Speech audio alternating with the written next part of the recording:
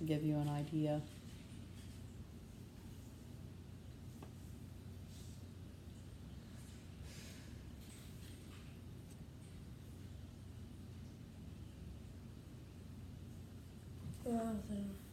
Okay, I like that. It's in Roman numerals. I see that, a Roman numeral clock. Very fancy. All right, let's try another one. How about doc?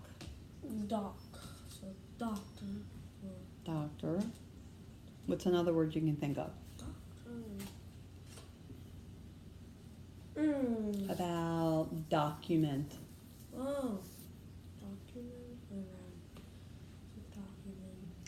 Document, doctor. Okay. So write the word in the middle here. Write doc. Okay, so flip it over, and then that upper right hand corner. Or you know what, if you want to do number 2, because you already have doctor and document in your head, write those down, and then that gives you time to think about what you think the meaning behind that root might be. So what would doctor and document have in common? They both have doc. They both have doc. So what do you think doc would mean? Thinking about like what a document is and what a doctor is, what do you think those two things would have in common? A check. A check, okay. Like a checkup, you mean? Or a checkup. How about if somebody had their doctorate, their PhD? They have their doctorate in... The allowing, or the allowing to do something? Okay. All right, so I want you to write that down in the top left-hand corner under number where number 1 would be in your model. So right there. Okay. To allow. Okay, to allow. All right, so set that one over here with your Chrome. Let's look at one more. Let's look at Dyna. Dyna. Dynasty. Dynasty. Dynamic. Dynamic. Aerodynamic. Mm-hmm. All right, so write your root word. Write your Dyna in the middle. Or it could be me. That's what my great-grandmother used to say, Dinah, when she'd call me. But I don't think that was it. Okay, so in the very middle, big, you're going to write the root word, Dinah. I have really bad handwriting in the morning. It's okay, honey. The only person who's looking at these is me and you. All right, and look at, for number 1, what did you say you thought it meant? Change? Okay. And then a couple of the example words we talked about would be up in the upper right-hand corner for number 2. What were some of the ones you just said? Aerodynamic. Aerodynamic. Dynamic.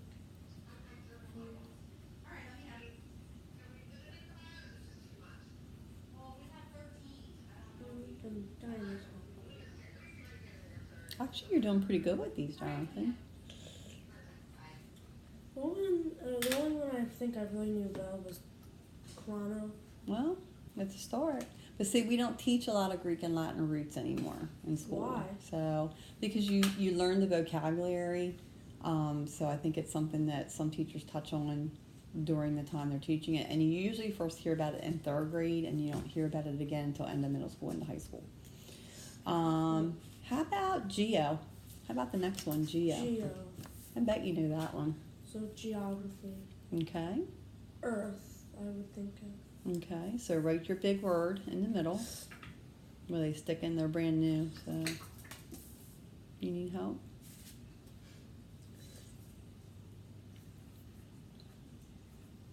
Okay. So what did you say you thought it meant? Shape of something? Shape of something? Okay. Probably both. We'll see. All right, and then you Shape. said that goes over here. Oh, that's right. No. You're right. You're right. Goes up in the upper left. My bad.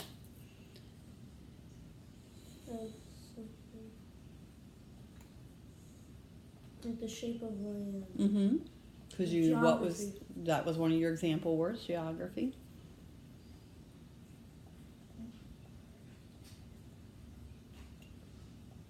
All right. So let's take your ones that you did, okay, and let's flip the page.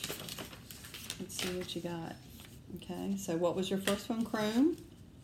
Color. Was color, okay, so monochromatic, photochrome. So you usually think more of photosynthesis. Monochromatic, mono means what? Mono means one, so monochromatic. So color. So where's your chrome? I didn't do chrome. You didn't do that one. How about chrono? You said it time. was, and you were right. Chronic, synchronize, chronicle. So if you're chronicling your life on a timeline, synchronizing your watch. Okay, we talk about time. Okay, if you're chronically late. Okay, all right, and then you said doc. What did you say? What did you say for doc? to allow. Okay, so they have it as teach. So I put teach down under your to allow. So teach. And here, we had document, docile. Trying to think, how would we think about teach and docile together? If, let's say Lainey seems like she's very docile. She's very She was taught calm to be. and she was taught that way? You think she was trained to be very calm and not Probably not. She's kind of spastic? born like that. It could be some personality. It could be. All right. What was Dinah? What did we say for Dinah? Dinah. What did you write? I said to change. Dinah was to change. Okay. Can you add under that power? Think about dynamite. Okay. You said dynasty, right? Dynamic, and dynamite. Okay. So power. Okay, so did you have dynasty down there already? Yeah. You did write dynasty. And did you write dynamic? Yeah. Can you add dynamic to your, if you don't already have it? Is it there? Oh, you already had all three examples. Very good. Well, except dynamite. All right, and our last one was geo. What did you have for geo? I think you said earth, didn't you? I said, the shape of something. Okay.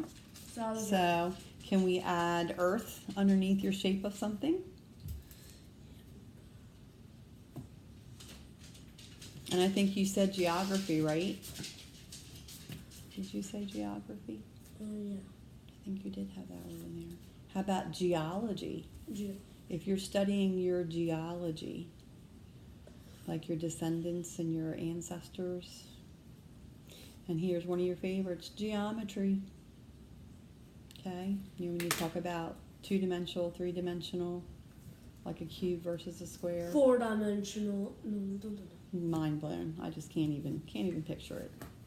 All right. So just so you understand, see how we talk about how the Greek and Latin language really influenced the development of our own language, didn't it?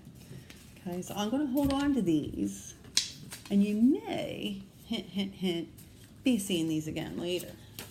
But I know you like a little challenge there once in a while. So I'm going to set those aside. How about now we're going to look at big old hulking textbook. Yay! We love textbooks. Your face is not saying love to me. What's going on there? Textbooks suck and are the pinnacle of all death and They're the pinnacle of frustration for students worldwide. death. All right, well, we're not going to be using the textbook per se as you might necessarily use it in the classroom. But the two things I want to focus on for you, because it's so hard to find something to focus on for you because you're so smart, is vocabulary development up into the high school level and to stretch and improve your writing skills. Because you're such a creative writer, I want to work on giving you some more detail and making your writing much more descriptive. Does that make sense? Mm-hmm. So those are the two things that we're going to focus on when we're together. So what I'd like to do is, if you look at page, and I've got it marked with a card here. Okay, so when we talk about like looking at a passage and trying to determine the main idea of a passage. I'm going to start. Okay, so this one is called Bike, a Historic Trail. Okay, and I've actually been on portions of the Pacific Coast Trail. So I'll read first, and I'm going to do a little think aloud. Okay? Almost 200 years ago, two brave explorers led an expedition through the untamed wilderness of Northern America in an effort to explore the headwaters of the Missouri River and find a land route to the Pacific Ocean by way of the Columbia River. In 1978, Congress established the Lewis and Clark National Historic Trail. It allows visitors today to retrace portions of this historic path by car, by boat, horseback, foot, or what I did on a bicycle. Okay? And see, it shows you a picture of the path here across the United States. All right, so looking at that, if I wanted to try and figure out maybe what some of the sensory words, some of the temporal words are in that. I'm looking at describing words, okay? So I'm going to reread this passage to you, and I'm going to eliminate some of the words so that you can see how it's kind of like, yeah, okay? All right. Explorers led an expedition through the wilderness of North America to explore the Missouri River and find a route to the Pacific Ocean by way of the Columbia River. In 1978, Congress established the Lewis and Clark National Historic Trail. Visitors are able to ride portions of this path by car, boat, horseback, foot, or bicycle. What did you think about that? That was different. Right, it was different. Was it as descriptive as the first time I read it? No. No, it wasn't quite as vivid. Were you able to still kind of picture it in your mind as well? Yeah, but not as much. Not as much, right? So do you see how like descriptive, sensory, temporal words, it sequenced it in order, and it also gave you some sensory words which you can almost picture yourself, either riding the trail on horseback or on a bike or something like that? Mm-hmm. Okay. Now, let's do one together. And I can read upside down. So, You can read upside down. I mean, it's kind of a teacher thing. All right, so why don't you read this little paraphrase right here for me? Set out at 4 o'clock p.m. and proceeded under a gentle breeze. Remember, this is how they wrote back in the day, and they weren't necessarily the best spellers in the world. They were explorers, not scholars. Okay, gentle. Look how they spelled breeze. Yeah. Keep going. Missouri. Up the Missouri. And that was written, that's out of a diary or a journal by William Clark, okay, on May 14th, 1804. All right, so go ahead, and I want you to read this passage, and I want you to think about some of the descriptive, the sensory words, and how it sequences the events. We're starting right here.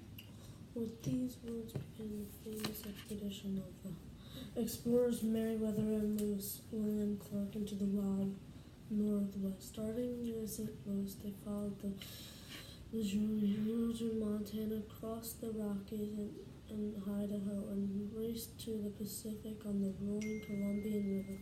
They endured grizzly bears, hostile natives, treacherous waters, and starvation. Their names went down in history. Okay, so now what I want you to do is I want you to take either your pencil or mine, whichever you want to, and just very lightly I want you to underline any of the sensory words. Do you know what I mean when I say sensory words? Like words that have your sense. Right, activate any of your senses, okay? And then I want you to circle or put brackets around where you think they are sequencing the events in that passage.